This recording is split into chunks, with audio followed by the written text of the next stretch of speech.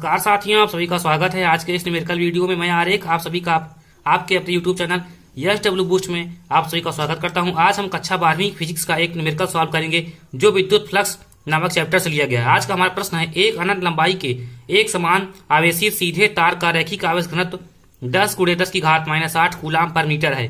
तार से 2 मीटर की दूरी पर उत्पन्न वैद्युत क्षेत्र की तीव्रता ज्ञात कीजिए।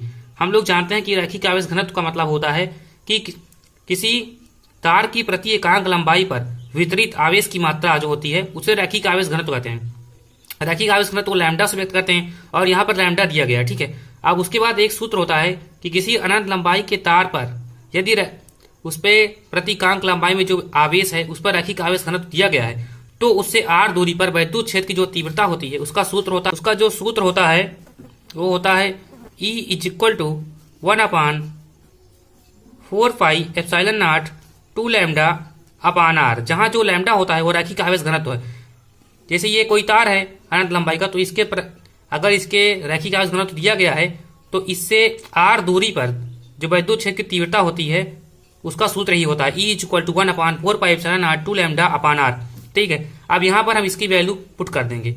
हम लोग जानते हैं कि 1/4πε0 की जो वैल्यू होती है वो होती है 9 × 10⁹।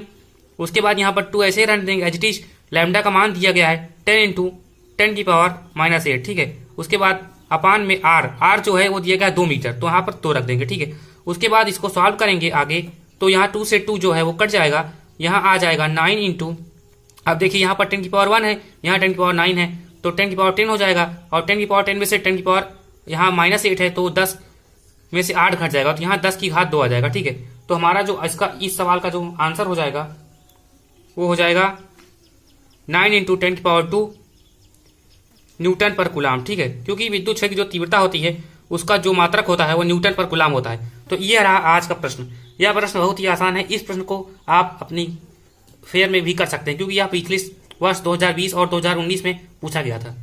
और न्यूमेरिकल वीडियो की सीरीज को आप जल्द ही ज्वाइन कर लीजिए क्योंकि उसमें मैंने बहुत सारे न्यूमेरिकल करवाए हैं जो इंपॉर्टेंट हैं।